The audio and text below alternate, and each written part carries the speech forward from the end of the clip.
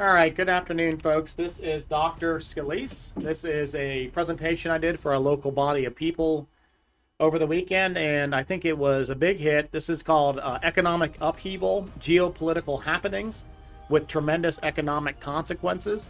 And as we move through this, we will present it in an integrated sort of way so that we actually have a narrative that is all at the same time economic, political, and theological or worldview oriented, so that we can actually be integrated people and try to understand that all of these things are interrelated. And all of this data really is going to be on your wallet, what's happening economically globally, that actually has an incredible effect on the amount of money that's going into and out of your wallet.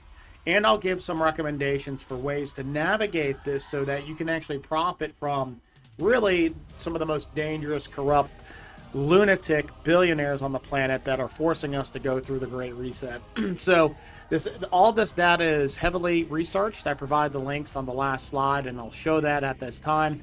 But really, I want to sandwich this entire presentation within a theological framework, which is just to say that I think that what the depopulation agenda, creating a situation in which all of the globe is going to be dependent upon a few bankers at the center of it all of this really suggests to me, and there's this transhumanist impulse. If you haven't been following my transhumanism, that's fine, but understand that there's really a kind of crazy anti-human perspective that permeates everything that's happening here. Even the advancement of AI and technocratic despotism that we're seeing on the rise, all of this really has a fundamental aversion to or opposition to the image of God. Male and female God created them, and then he commanded them, go forth, multiply, and fill the planet. So procreation is part of living out the image of God. If you consider this in light of, say, the Trinity, the fact that you have this eternal community that's always existed, the family unit would then be kind of the perfect representation of that eternal reality. It would make it's incredible, right? Because if that's true, then you have this, you're basically, by having a family, you're living out in a kind of analogous sort of way what is eternally true of God. Just crazy. But we're going to get into the practical economics here momentarily. Understand, though, that Genesis 1:26 through 28 is the image of God, male and female, and then they're procreating and filling the planet is also living out in that image of God through this first command he gives them. And the World Economic Forum, this great reset, all the economic disasters that are designed to impoverish us, all of this, including the depopulation campaign, lowering birth rate, all of this is an anti-human, anti-image of God perspective. Even the transgenderism, transhumanist, LGBTQ plus agenda, all of this is destabilizing on the traditional family unit. And so that's going to kind of be our political and theological framing for all of this. And now we're just going to deal with economics for the bulk of this till we get close to the end. So the first thing that we have is the problem of attached interest. Recently on Steve Bannon's War Room, he kind of condoned or otherwise corroborated the fact that the Federal Reserve he didn't condone it. He corroborated the claim that the Federal Reserve is a private bank that has private interest behind it, and as such the interest that we pay to that is going to somebody somewhere. It isn't a sovereign bank of the United States that sovereignly creates currency for we the people, because really, just aside from the fact that Bannon has now called for the dissolution of the Federal Reserve, which would be incredible, get rid of the IRS in the process, aside from that fact, it's just the fact that attached interest exists. So if you look at the prime rate, for instance, this is a rate that the Federal Reserve recommends you charge if you're a bank that's borrowing money from the Fed. So Feds get what's called the federal funds discount rate. So they pay, for instance, in this example, the bank would pay 1.5% to borrow money from the Federal Reserve. That is creating it at a nothing, mind you. And then the prime rate tells the bank, hey, you should charge, say, 4%. Instead of 4% on that to loan that money out. So this results in, if you're paying a mortgage of $1,000, for instance, your mortgage would become, if you didn't have that attached interest that shouldn't be there the attached interest should only be there if the Federal Reserve is a bank that isn't a sovereignly owned by the United States. Okay, so your $1,000 mortgage might only be something like $400 if you didn't have that additional attached interest. So you're paying about 66% more in interest because of this problem of attached interest. And we see that this comes out in the prime rate, where is the loan rate for us. And it is exorbitantly high because of really some sort of private interest behind the central banking system. And this also results in taxes inevitably creeping higher. And of course, this is because the bank loans the U.S. government money. U.S. government agrees to pay interest on it, but the interest that is owed is likewise currency that has to be borrowed from the bank, the Federal Reserve. And hence you have what's called the endless debt problem or infinite interest problem, where basically to pay the interest that you owe, you have to borrow more money. So you don't ever get out of debt. You just go deeper into debt. And this is why every 100 years or so, they have to reset the entire banking system because it just doesn't work anymore. It breaks down. So the Federal Reserve controls monetary policy. And we're going to skip the third point here. You can read that if you want. But we'll move straight into monetary fascism. So central banks control the means to create money and also determine how much liquidity is in the market or how much is not in the economy and the market. And that power to create currency is huge. That's what's monetary. And shockingly, Congress does not control monetary policy. And this is another thing that tells you the Federal Reserve is an entity that is not controlled by the U.S. government.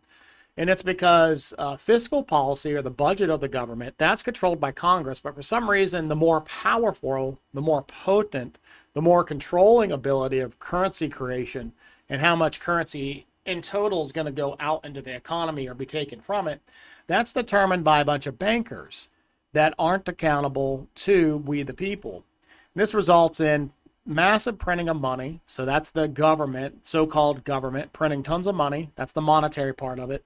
The fascism is the fact that the bulk of the money that they printed, especially over the past 2 years, resulting in something outrageous, 60% of all US dollars in existence were printed over the past 2 years. And I might be off a little bit with that, but it's something equally dastardly, right? So it is just a fantastic idea that much currency has been created in the past 2 years. And so the bulk of all this additional money, though, where did it go to? It went to people that manage the liquidity for the government, which are big financial institutes and big banks such as JP Morgan, BlackRock, Vanguard, Chase, etc. What this does, so why is it monetary fascism? What is monetary fascism designed to do? It's designed to preserve the net worth of uber elites while depriving the common people of even the most basic of necessities to survive an economic currency collapse. That's what monetary fascism does. So all these extra dollars go out from the government, the bank. They give them to their big corporate buddies, which they probably have owning interest in. They give it to their big corporate buddies. The big corporate buddies go and they buy land, commodities, gold, real property with those additional dollars that are about to become radically devalued because of how much money printing is going on. And then the currency collapses. It takes 1 year, 2 years, 5 years, what have you. Currency collapses. Then on the other side, when they establish the new economic system with the new currency, these big corporate institutions and private interests there that have so much power, they then convert the real assets back into the new currency, which traditionally is going to be much more valuable than the old currency. And hence they survive. They not only survive the economic currency collapse, they thrive. Their net worth goes through the roof. Meanwhile, the rest of the population pretty much loses any opportunity to preserve their wealth because they just don't have access in the means to really convert. Most people don't have enough money to be buying all sorts of additional real property and commodities and gold and so forth. So that is a these are two major macroeconomic currents that are just devastating on us and that are happening right now before our face. And the problem of attached interest has been around forever. Really, the monetary fascism's only been around in real explicit sorts of ways since the beginning of the COVID pandemic, when the Federal Reserve started printing money like crazy. Moving now into other macroeconomic currents that also have obviously this kind of very dark, intentional political leaning in it. We turn now to the Great Reset, which is the World Economic Forum's operation to collapse the world economies in an effort to reset them under a new global leadership. With them at the fore, of course, the famous person behind all of this is Klaus Schwab, and his prophet or philosopher is Yuval Harari. So let's talk a little bit about what the Great Reset's about. It's got three big focuses, and we're only going to talk about the economic aspect of these. We could talk about the political and the social aspects of them, class warfare, Marxism. We could talk about that, but we're just going to talk about the economics of it, and that's it. So focus on equity, a major emphasis of the Great Reset, and it's a way to monetize identity relationships. What I mean by this is that LGBTQ plus, racial identities, the transgenderism, all of those, they've created, they turn those into identity issues. These are issues they want you to associate, for instance, your sex behavior, your sex preferences as something central to your behavior, which I might suggest to you is problematic, probably. Central to your identity. There may be a certain measure of your sexual preferences that should be part of who you are. I just don't know if it should be the central thing that is your identity, like so much of the propaganda suggests it should be. But it's a way to monetize that. So what they do is they create awareness of this problem. They help sustain the problem, which creates an industry around it. And then through that creation of that industry, the problem is such a big issue because it affects all of society that it warrants governmental oversight. And so they enhance their power. They enhance their power and their tyranny, while at the same time they created a whole nother industry from which to get rich. Secondly, the Great Reset is all about focused on sustainability, which if you compare that or pair it with the Agenda 2030, which is the UN's agenda, to eliminate, two of the big goals is to eliminate all poverty and all starvation. I argue that the only credible conclusion to this focus on sustainability is the intention to depopulate in more or less horrific and explicit sorts of ways. The reason why I come to this conclusion is because the UN, had it been really focused on eliminating starvation and poverty by or before 2030, they claim they're going to do it sooner, they would not have agreed to the shutdowns of the COVID pandemic. That was global suicide for the economy. So there isn't, if your intention was, and poverty has gone up dramatically, because obviously you shut down the means of wealth generation, the means of income, and obviously people become poorer. It takes no big brain to figure that out. And hence, that the UN had been really dedicated to their vision of 2030 agenda, so-called eliminate poverty and eliminate starvation, they most certainly would not have agreed to the economic global shutdown and suicide of the planet. Focus on climate alarmism is number 3, third emphasis of the Great Reset and the World Economic Forum, who are the fashioners of this awful agenda. And the climate alarmism is designed, again, this is an economic focus, to commodify God's resources. So everything in nature should be free for you in one sense or another. You might pay for the service of having water pumped to your house, but water itself is usually something that's considered free. You can just go get it, and you can get an abundance of it, and you can drink and you can survive. So the commodification of God's resources is what the climate alarmism is all about. Whether it's CO2, whatever aspect of climate you focus on, you basically have just created, again, it's a way to create a massive industry around something that is free for everyone historically, but somehow now the globalists are going to say that they need to be the ones determining whether you should be able to put out so much CO2, or you should be able to drink so much water, or are you flushing too much, or are you using too much fertilizer? And you might say, well, that's insane, but they are already doing it. And let me give you two examples. So they will do this. They will have utter surveillance on you and the ability to charge you for all of these different things, whether it's the amount of toilet flushes you're doing or whether it's related to the amount of carbon you're putting out. They know that they can charge you for these type of things because everyone's probably owned an Amazon Prime account with videos before. And as you know, you have digital rights to watch the movies, but you don't actually own the movies.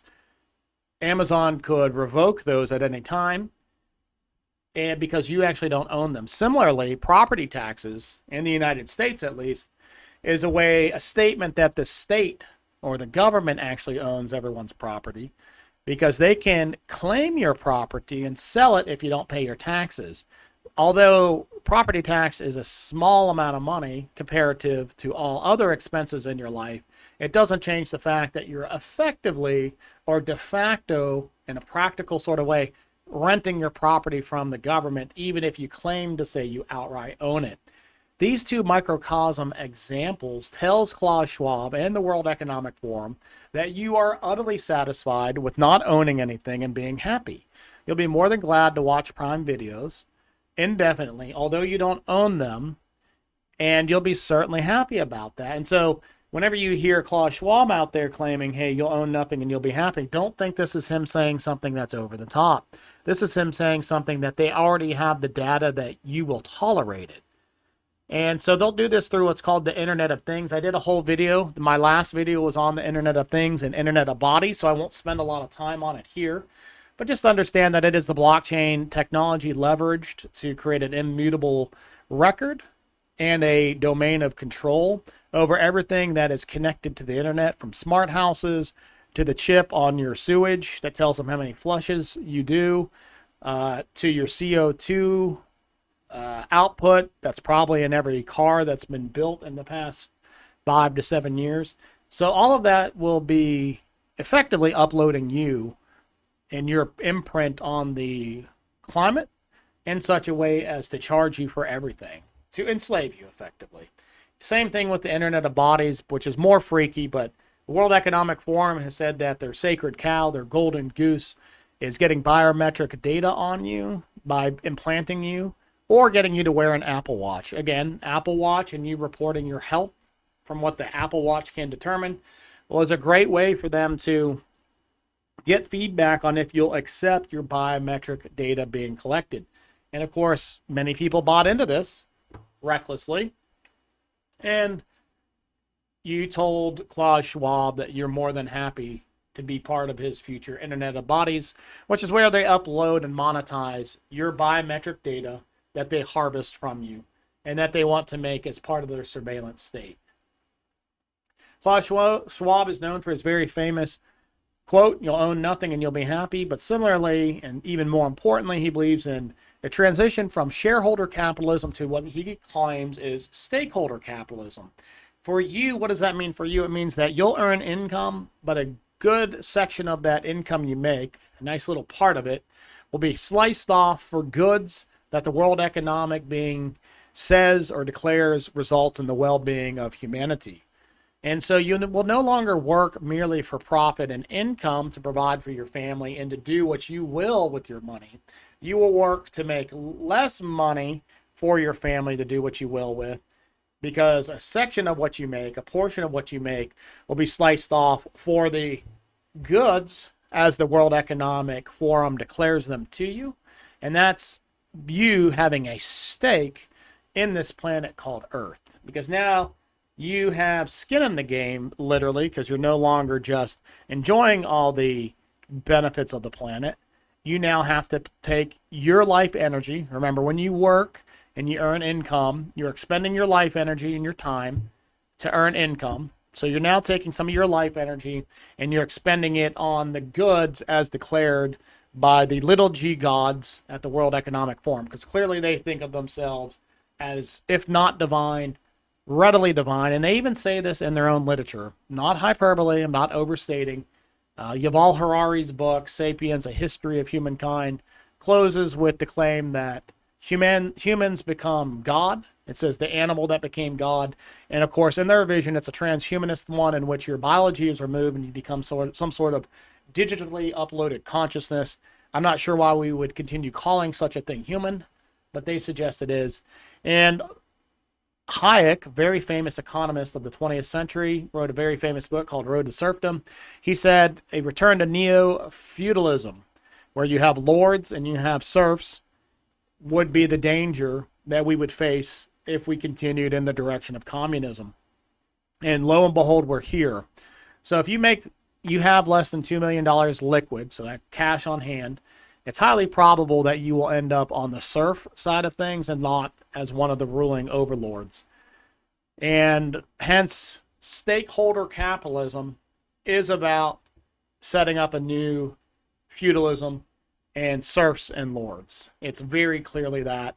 And then add to it a massive surveillance state character, and you have something utterly hellish on your hands.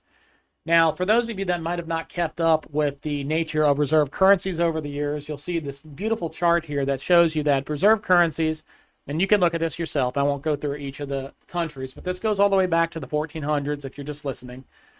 And effectively, it shows all the reserve currencies since then, lasting between 80 and 110 years.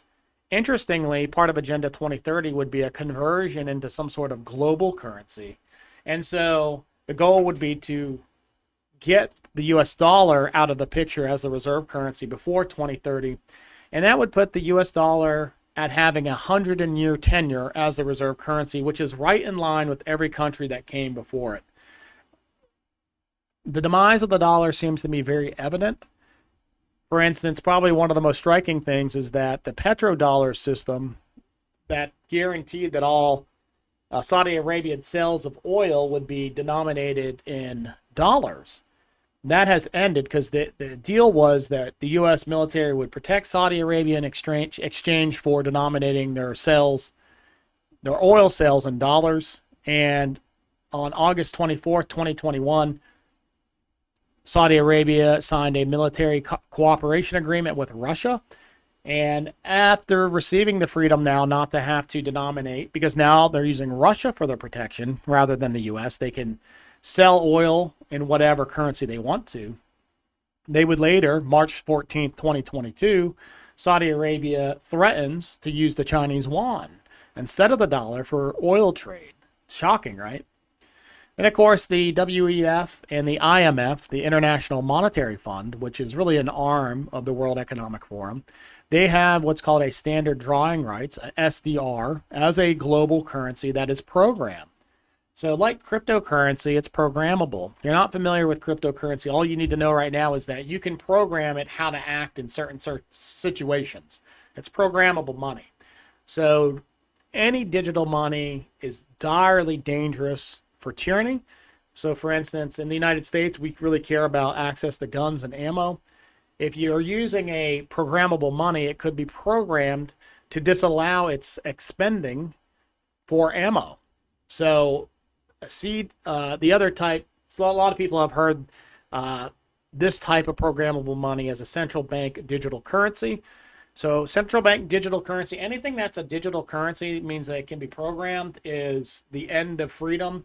All financial freedom as you know it, you'll never get it back because somebody in an ivory tower somewhere will have a supercomputer or an AI that serves them to tell you what you can and can't buy, where you can and cannot spend your money, and it'll all be programmable. It won't be a matter of, oh, I'm going to evade them and buy this from here, buy that from there.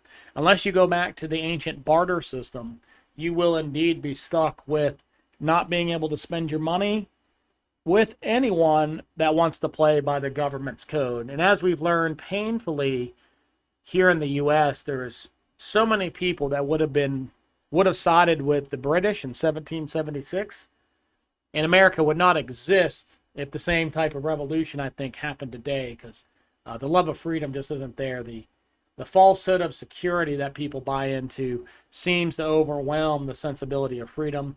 And as it's been famously stated, if you opt for security over freedom, you're neither worthy of freedom nor security, and you will have neither.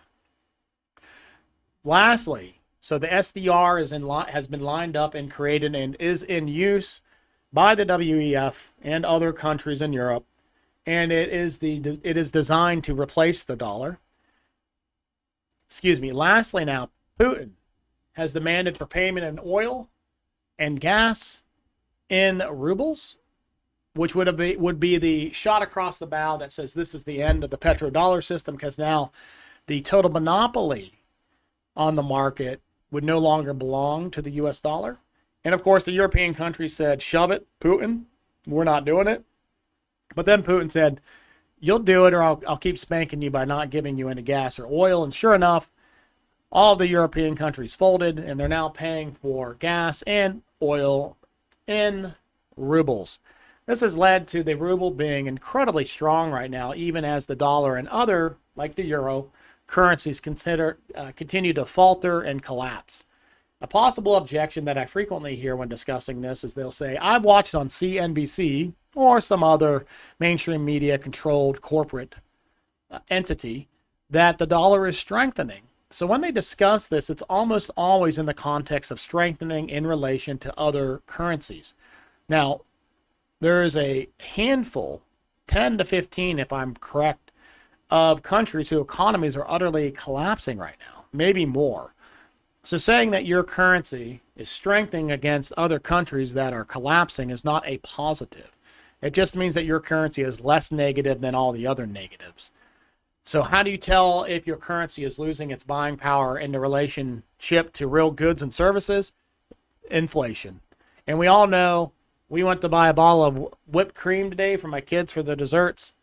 And about a year and a half ago, it was like $1.60. It's now $4.24.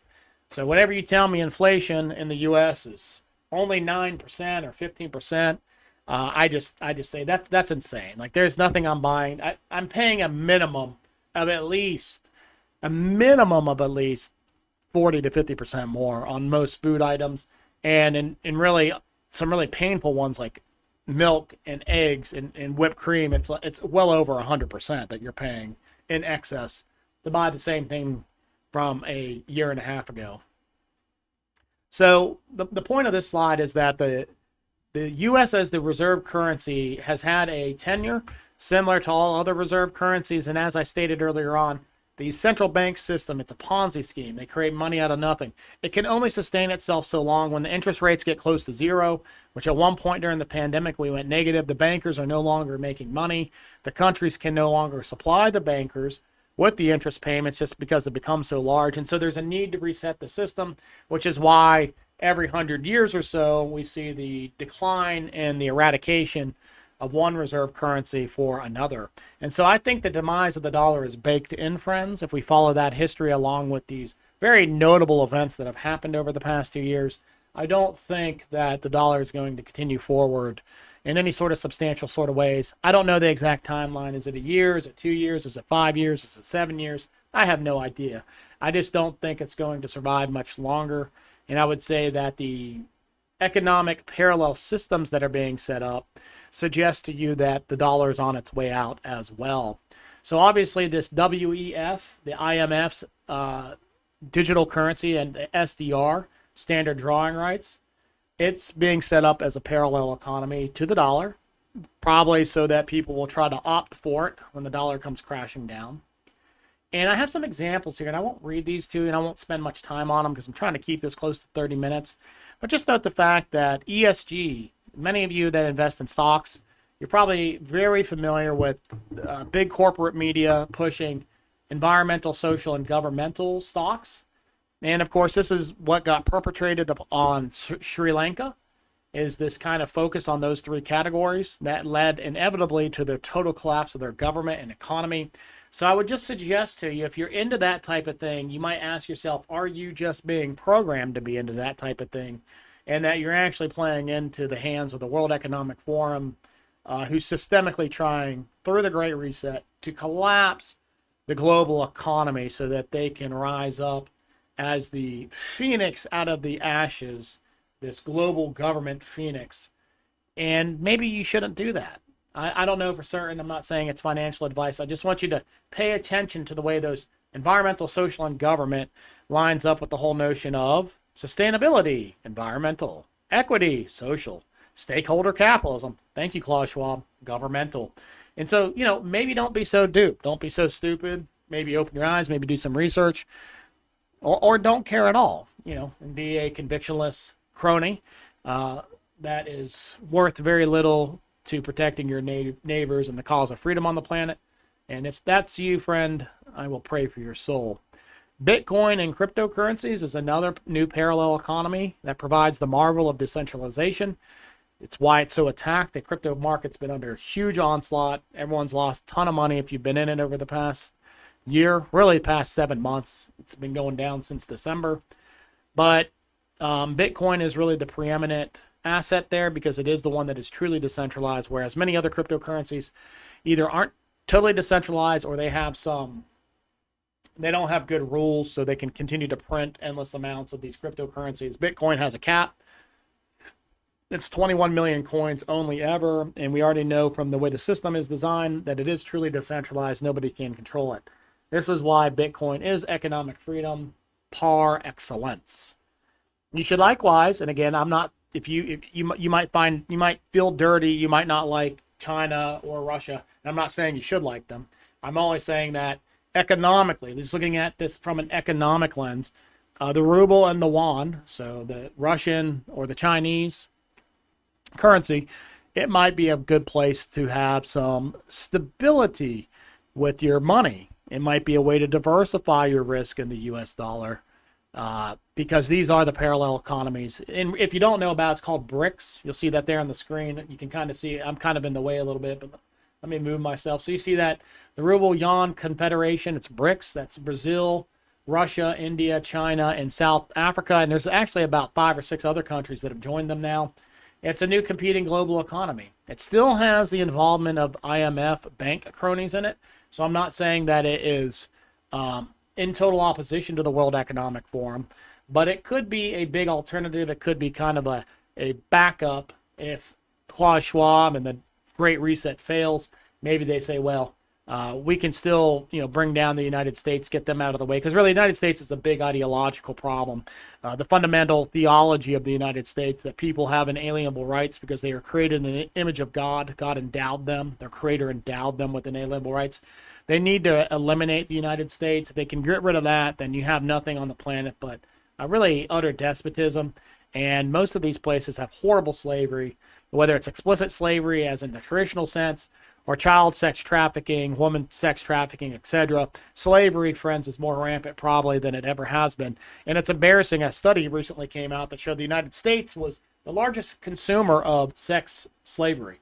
So, for all these lefties that keep getting, and righties, there's rhino Republicans. So I shouldn't just say lefty, but for all these elitists that say, oh, we're against slavery and all that, what happened to the black people so often, blah, blah, blah. But then they go and, they're involved in taking advantage of children or child sex trafficking, allegedly, of course, until they get caught. So many of them got caught, I feel just confident to say this. But, they don't really care about slavery or the black people, obviously. If they did, they wouldn't be involved in modern slavery. It's kind of the point, isn't it? How about the fact that China produces all of our goods and services in America? You really care about slavery? Well, they use Uyghur Muslims as slaves, straight up slaves, no rights. You really care about slavery, you wouldn't be buying your goods and services from China as an American citizen, but we know that we buy everything from China, including me. I'm a total hypocrite. The other alternative currencies that I would say never buy into it is a central bank digital currency. It's you're signing up for your own prison cell if you do so. So stay away from that. But these are all potential parallel economies that are on the rise as the US dollar meets its soon coming demise. Now let's talk about your wallet. What are some things you can do? Number one, I would say expect a minimum in the state of the economy. So this would be just getting your head right about this. It's going to be stagflation, which is where inflation creeps upwards and finally hits some maximum top, but unemployment stays high as well. And so you end up in this situation where inflation stays high, employment stays high, and wages stagnate. So your wages aren't going up. So there's no way to compensate for that increased inflation. And so everyone on a broad scale just gets poorer. Stagflation is very bad, and we could go into a full-blown depression. I believe, obviously, that the World Economic Forum's Great Reset is going to be largely successful, even if we manage to beat back some of the worst parts of it. We're already well into the supply crisis, friends, burning down food plants, food crisis, transportation crisis. If you've been flying lately, you know what I'm talking about. And so I would say the bell has already been rung for a massive economic upheaval, is what I titled this. So we'll just leave it at that. So you can take short positions on the stock market. And again, this is not financial advice. I'm just giving you ideas, and you'll have to make your own decision about that. But if you know what the Great Reset is doing, and you believe that they're going to be largely successful because all the devices are in place to bring down the global economy and the U.S. economy, food, right? The big ones: food, energy, transportation, and shipping. Right, all those things are totally upheaved right now, totally destabilized.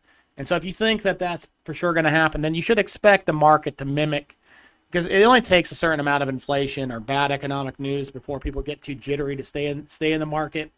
So you can take positions on the stock market, short positions where you profit when the market collapses. It's what many of these globalist billionaires do, especially because they're part of the planning. They're kind of like insider traders, because they are structuring the whole grand thing, right? The whole thing's being structured. It's intentional. We all know Biden at this point. It's very obvious that he has been placed there as a puppet designed to destroy our country. And so if you think all that's going to be successful, take short positions. Yep. Secondly, you could buy stocks in semiconductors, because most of those are manufactured in Taiwan. From the troop buildup on the coast of China across from Taiwan, it seems all but certain that the invasion of Taiwan will start at some point. I don't know when, but at some point. When that happens, there'll be a major semiconductor shortage, and arguably those stocks should skyrocket. Bitcoin, Ethereum, and cryptos, I mean, they're just basically you're opting out of the entire fiat system with those. So I can't see how you can go wrong there buying some of those. You're going to suffer greatly, probably. I think we still have more downward motion in the crypto market. But if you're thinking long term about it in a way to just get some of your capital out of the system as it currently is, this Ponzi scheme fiat system, then it is an excellent option.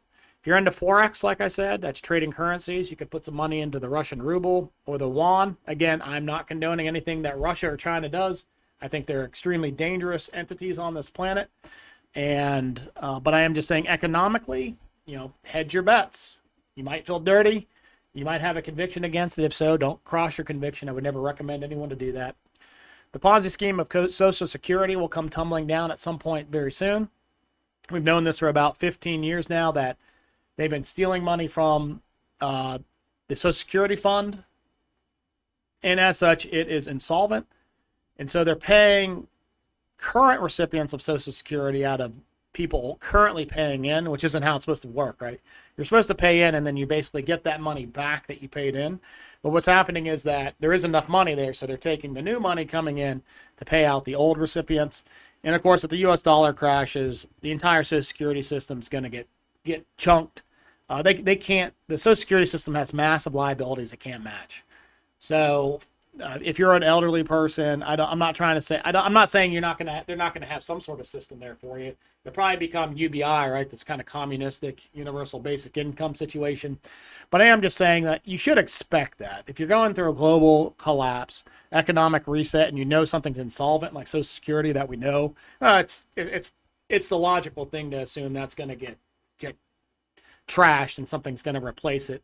Or maybe not. Maybe I'm wrong. Maybe I'm being too optimistic about it being replaced.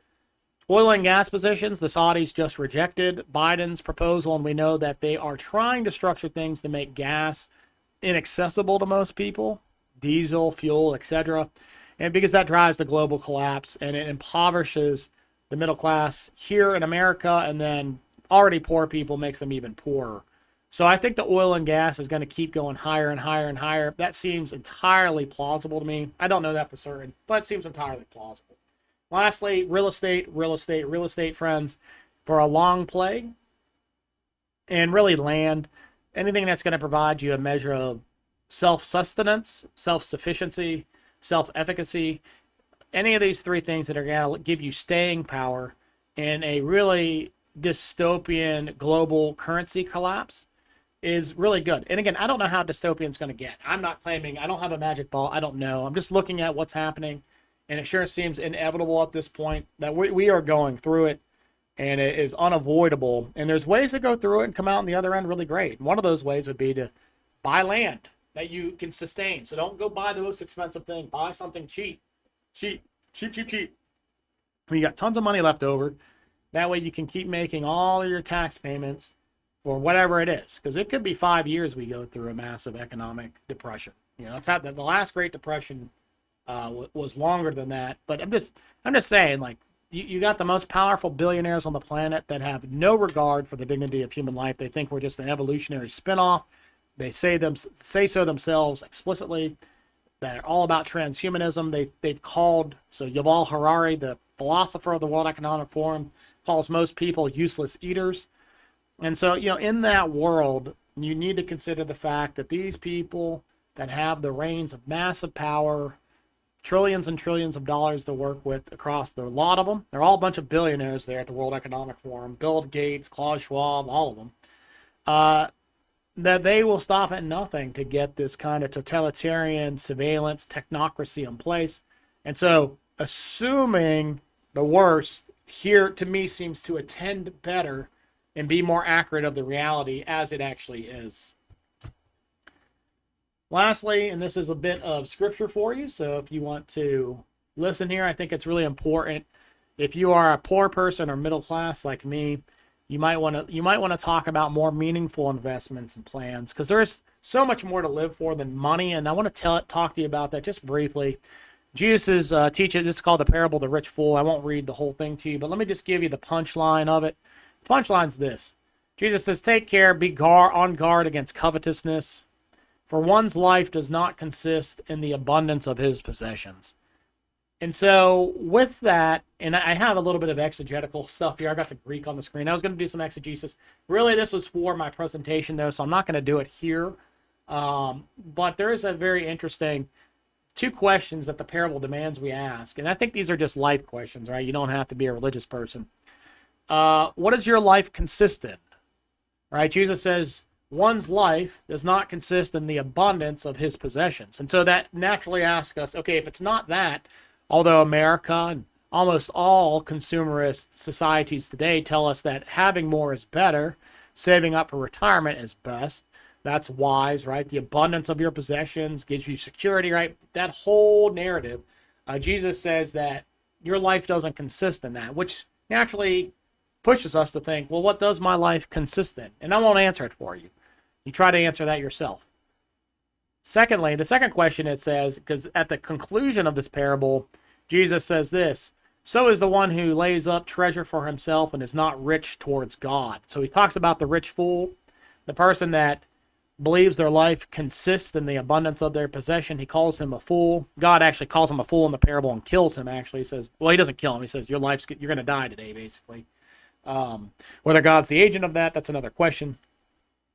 But, you know, what if your life doesn't consist in the abundance of your possessions? And then Jesus' conclusion here is, so is everyone who stores up treasure but is not rich towards God. So the question would then be, how do I be rich towards God? What does that look like? Or in respect to God? Or perhaps, how do you be rich for God? So towards, for, the Greek allows for any of these possible translations. It's from the Greek word eis. But for or towards or in respect to. And so, you know, Jesus here is naturally, he doesn't answer the question exactly. He gives you a very ambiguous answer. So is everyone who stores up treasure for himself and is not rich towards God. Doesn't answer the question exactly. But he says to you, the better investment would be in things that are suggestive of a certain richness in profound things like God. So let's move into what I think that might look like. And let me put my face back up here. Let me move into what I think that might look like. Finally, last slide. Let's talk about more meaningful investments, part 2, and plans. So I would say for me, so you might have to answer this differently. You might say a worldview centeredness. Replace every place I have God at with worldview, depending on where you're at.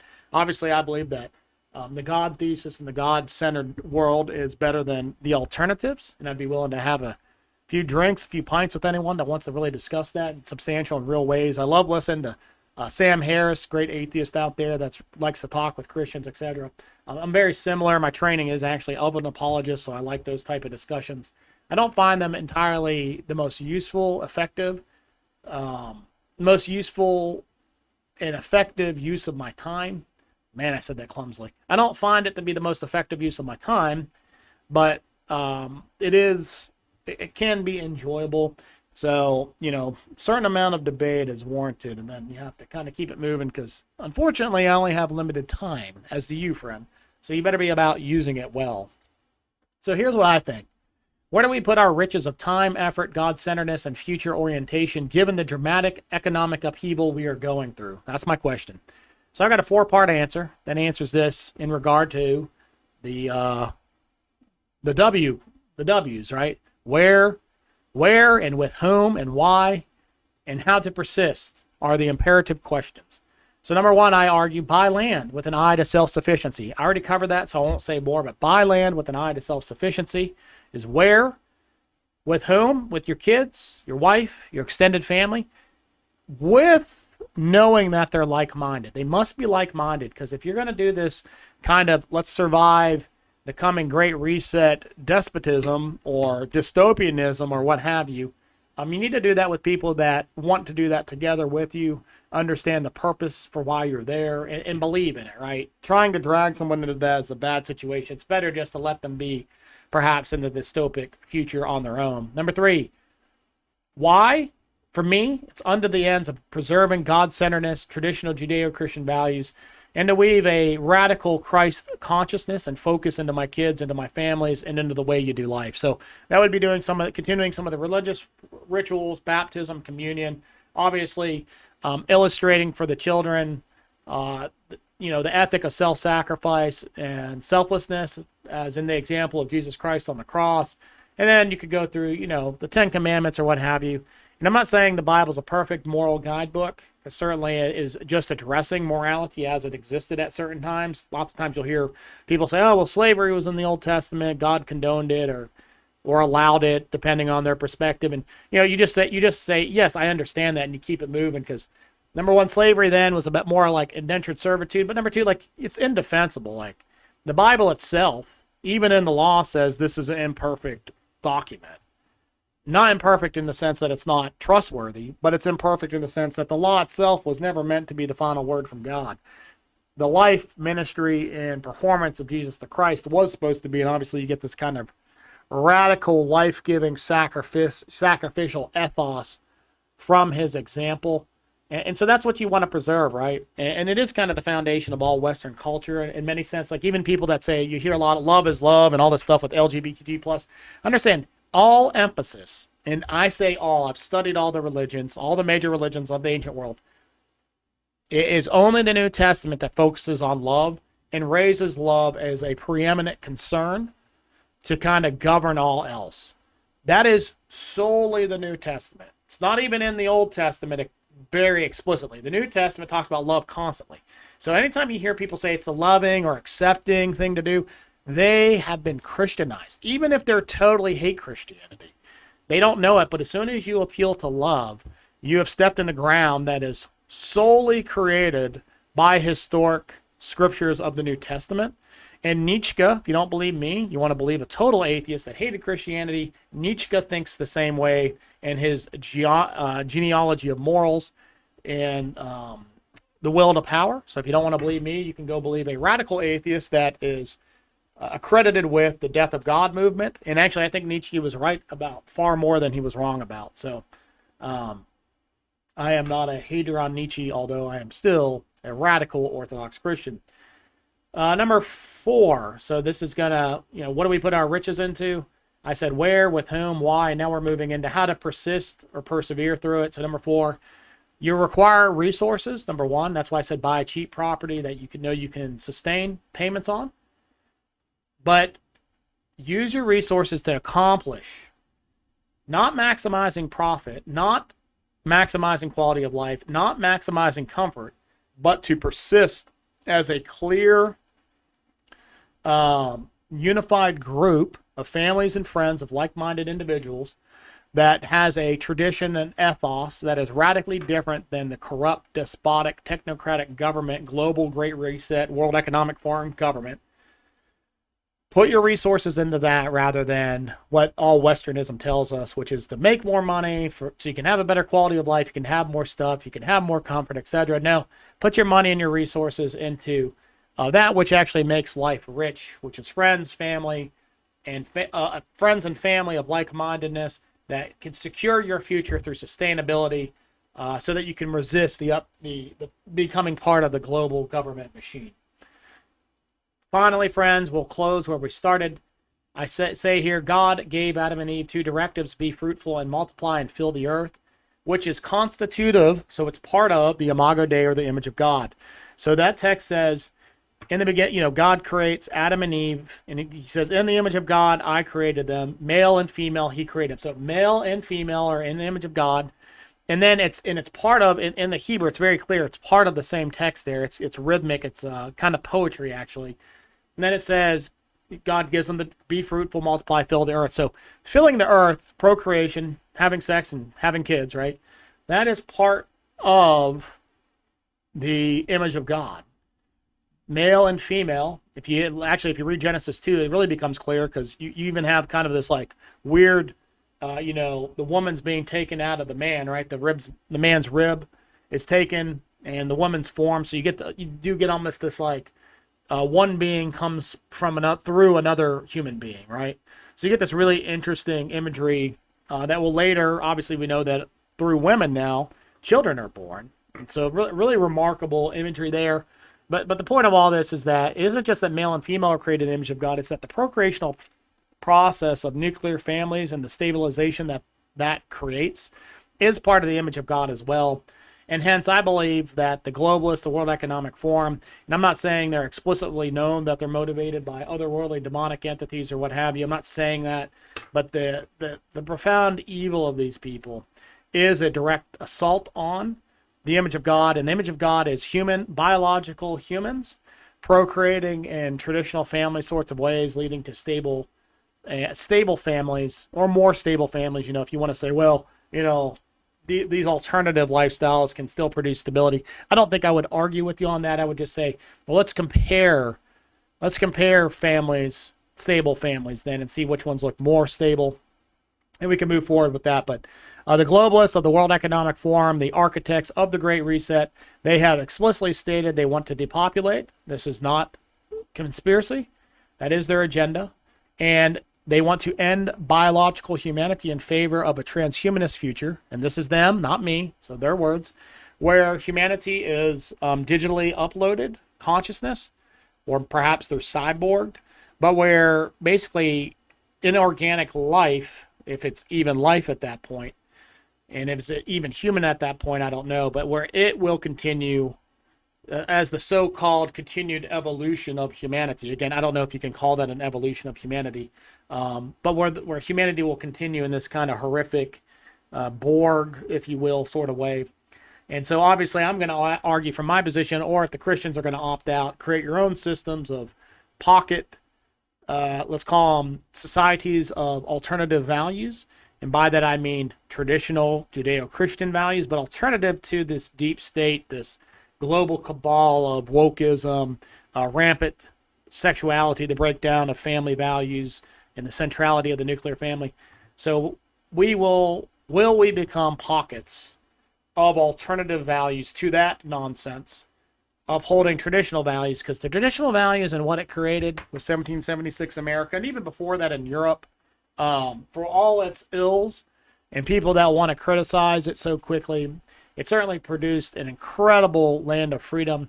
And even in Europe, the type of human rights many of us enjoy even there, they're not a small thing. And these are incredibly complex systems to create.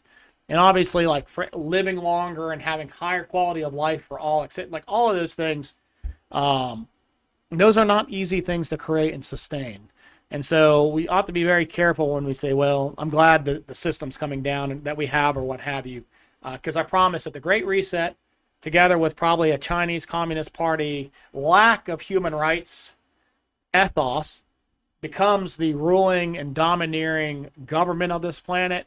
You're talking about frightful, despotic technocracy. I mean, truly frightful, beyond which the Brave New World or 1984 even could begin to articulate.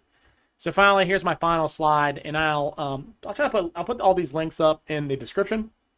These are my sources, and so hopefully you'll find these sources useful, and you'll see that a lot of mainstream stuff in here, but some of that's just so that you don't think that I'm making it up and that you can actually go to very legitimate sources that if you're going to have a conversation with someone that's skeptical of alt-right wing sources, you can quote the actual WEF, World Economic Forum website.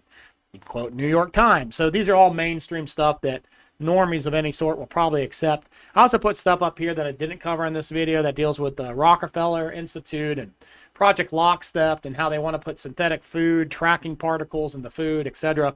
So you'll find links to those as well. Hopefully you thought this is interesting. I had a great time doing it. This was a lot of fun for me putting this together. I'm really trying to focus on the economics of all this and trying to figure out, how do we survive this in such a way that we sustain not only some sort of net worth and life, food, water, etc., but also what is the broader ideological continuation? How does that survive? How does the First Amendment, the right to practice your religion or to withhold the practice of religion freely, how does that sustain itself? And if you're a non-religious person, understand that the World Economic Forum is an ideological cult. They believe themselves to be going through apotheosis, self-apotheosis, but they believe themselves literally, they claim this, they talk about it, that they are becoming little g gods. And it is akin to some sort of occult or cult religiosity, even though it's thoroughly permeated with cutting-edge technology.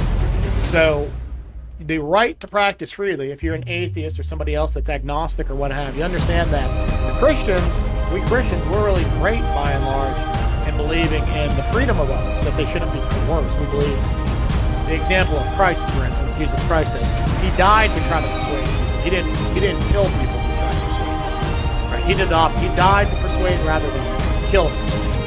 So it's like the exact opposite of what these people want to do. And so, that is a significant ethos. It's at the center of all Christianity, the cross, right? Where that's like a fundamental ethos that most of us believe in. We don't think that a coercion, at least in times of peace or times of civil times, is appropriate. You need to persuade people, convince people, etc. Not through trying to force them. Sorry, this music's so loud. Not trying to force them or coerce them, but freely they must choose, and they must make their own decision. And that's what, even the Christ, even argue Adam and Eve, right? God didn't create them in such a way that they couldn't choose. So, the freedom of choice of the individual is preeminent.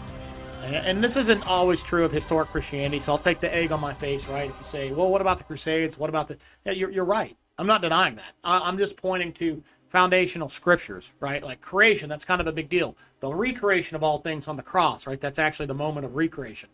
Those are like the two linchpins, with arguably the book of Revelation, right? The end of the recreation of everything else after Jesus. So Jesus is kind of like recreation in a nutshell. Everything else recreated after that. And the book of Revelation, that is the extension of that first look at recreation in Jesus. But those are kind of like, those are two made, like the capstones almost. Like God started everything, and then he recreated everything.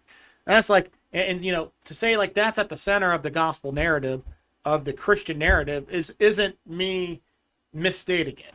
And again, I can't, and I don't even try to absolve any of the evils done in the name of Christianity. I won't try to, not in the slightest. So thank you so much for joining me. Take egg on the face, stand for what you stand for. And I hope that you friends will see that the Christian ethos of freedom of choice is indeed much better than a technocracy under the World Economic Forum, where you will use your money for the goods that they deem are good, and you will likely be coerced in one way or another to become a part of their really a cog in the machine. If you really look at what they want to do with transhumifying everyone, it's quite alarming. And it isn't just a loss of some measure of freedom. You're talking about the loss of really things that are fundamental to being human. Thank you so much for joining me. This is Dr. Scalise. Take care, friends.